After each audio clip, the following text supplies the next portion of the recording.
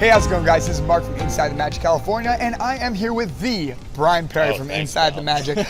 Now, Bryan was lucky enough to go to the Parks panel today for D23. Now, Bryan, what are your biggest takeaways from the Parks panel? Well, I think the biggest takeaway is the fact that we now have more questions than we have answers, which, there was a lot of cool information that came out, but ultimately none of it is concrete, and that's a little disappointing. Like a tease of a tease of a tease. Exactly. I mean, the stuff about Magic Kingdom expanding would be phenomenal. It's been rumored for a while that Beyond Big Thunder is what they're calling it. A new frontier land, Coco coming, Encanto coming.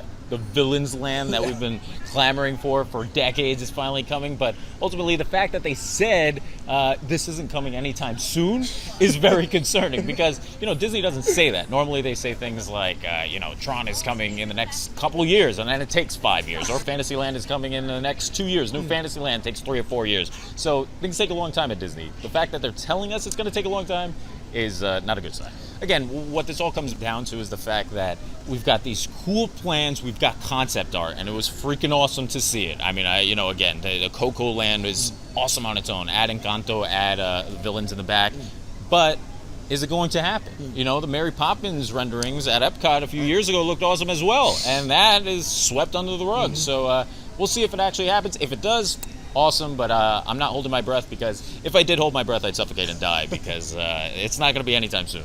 Well, I just want to give a shout out to the actual design itself of the Beyond Big Thunder Mountain. I thought the concept to bring the Villains area through the Land of the Dead, through the Coco world, I thought that was a very creative idea, very cool. I wouldn't have thought of that myself. I think that's really creative. You wouldn't have?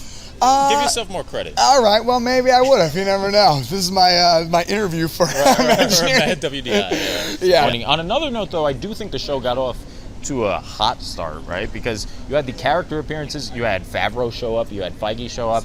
Mando is coming here. He's not going to Orlando, which is very sus. I don't get it. What's the deal with that, Mark? I mean, Disney World, again, we strike out and Disneyland hits a home run. Well, I'm not really sure how to describe it, but I do know that every single time I ask someone, they're always telling me that because we're closer to the homeland in California, that is just the way things are. This is the way. This is the way. This is the way. This is the way. This is the way. I guess of California. But I mean, the whole talking about the Hulk now. Feige obviously brought him out. That was awesome. It was cool to see. You immediately texted me and said, "What?" Question mark. Now, the only reason I say this is because they decided to debut the Hulk costume with the Avengers Endgame outfit, which is the quantum suit in which they use the time stone they use the quantum realm to bring everyone back. Now, the only problem with that is that the Infinity Saga is over now, and they're moving over into the multiverse. So in terms of the storyline of Avengers Campus in Disneyland, how are they going to execute that? How are they going to justify the Avengers Endgame Quantum Realm Hulk being there in the park? And maybe that's just me nitpicking. I'm a big fan of that, so maybe that's just me. But I was really, really hoping to see a very specific Hulk costume that wasn't necessarily backtracking on what we've already seen before. Yeah, and I thought, the electricity in the room was great, and I thought he looked cool and everything, but my takeaway from that is awesome for Disneyland, a strikeout for Disney World. You can't get the Hulk in Orlando, I get that, you got the Universal contract, but Mando, it seems like there's no excuse why that wasn't thrown into Orlando. It's very, very strange that it's not, and we'll see what happens with more character appearances in the future, but ultimately it's a little disappointing. I'm not gonna lie, I'm a little disappointed too, only because I have seen that there are a bunch of characters that exist in Orlando within the Star Wars universe, but none of them that we can call familiar. There's a lot of alien type characters there, which are great. Like creates a diverse alien race around like the galaxy, around Galaxy's Edge, the Galactic Cruiser, things like that. But where are these solid characters that we know and love? Adding that in with the characters that are already created, like original characters, the original aliens, I think that would be an excellent way to merge the two. Well, they're doing it here. So, I mean, obviously they think it's a good idea. Why not do it in Orlando as well? It's very strange. After the character appearances, a portion of the show that I was excited for, and again, a little disappointed with, was Tiana's Bayou Adventure. That part of the panel was strange to me because, they walk out, we're finally going to get more information, maybe some new renderings of what it looks like inside the ride, and they just gave us information that we knew already. I mean, the biggest note, and the one that made me laugh, is for the 7,000th time I heard that this ride will be a love letter to New Orleans. That is awesome. I love New Orleans, one of my favorite cities in the country. But I've heard that already. Give me something else. Give me, we heard a little bit about the story. We knew about the story. And one thing I want to note, Mark, if you were a Dr. Facilier fan like myself, I really think you should lower your expectations on whether or not he's going to be in the ride, because everything that I've read doesn't mention him at all. That could be on purpose, but the fact that the story takes place after Princess and the Frog, obviously, he dies in Princess and the Frog, R.I.P. Doctor.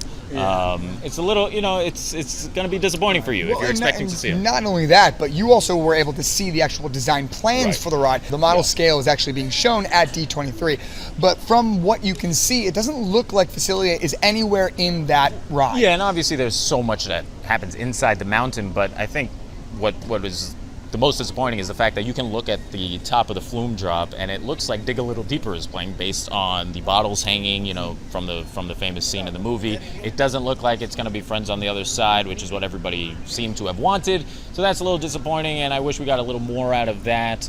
And I guess the best part of the show, unfortunately for us here in the United States, was everything international, right? I mean, which doesn't take away from the excitement that the rest of the world should feel, because I think that the stuff that they're going to be unveiling around the world, you got Tokyo, you got Hong Kong, you got Paris even. They have got Shanghai's some Zootopia. Shanghai's Zootopia. There is a lot of really, really exciting stuff all across the world. Yeah, I mean, the Zootopia animatronic looked insane, incredible. That's coming to Shanghai. I mean, Zootopia Land obviously could be coming here, could be replacing Dino Land USA. When is it going to happen? I don't know. On another note, I do want to mention, going back to the States, Dino Land's getting replaced, theoretically. We'll see, maybe, who knows.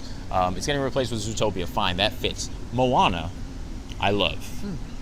Moana does not fit in Animal Kingdom, Mark. I just don't see where, underwater creatures, maybe. Maybe we get a little stingray pool or something for her Jima, rest in peace. I don't know, but there was more mythical creatures that existed in Moana rather than like Zootopia, where it was more realistic or animals that we know even. Obviously, Pandora, you've got mythical creatures over there down in Animal Kingdom as well. But I don't know, it seems a little puzzling to pick Moana as the other film besides Zootopia to come to Animal Kingdom. But it seems far-fetched that it's even going to happen. Hopefully it does. I think Dino Land's running its course outside of Dinosaur, which obviously probably won't stay around, which would stink.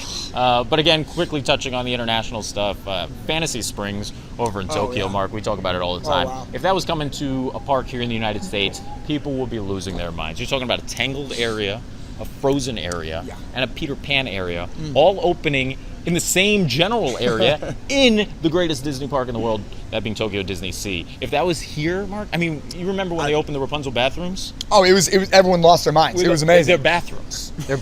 And they're actually getting a Tangled ride, right? So imagine we actually got a ride here, a concept, a new ride at Magic Kingdom. Well, Tron's coming, I guess, soon, 2023. But yeah, ultimately it was a fun show, a lot of hope. But no promise. So there you go. I think that's the biggest takeaway. A lot of hope. We're going to have to keep dreaming then, won't we? Yeah, a lot of hope but no promise. So I guess we'll keep dreaming. And, fingers crossed this stuff happens. I think they genuinely do believe it will. But don't hold your breath. Which is a positive thing. As long as they're being acted about it, then we have to believe in them to do the job, right? I guess so. But I wish we had a little more concrete stuff. That's why we flew out here, coast to coast.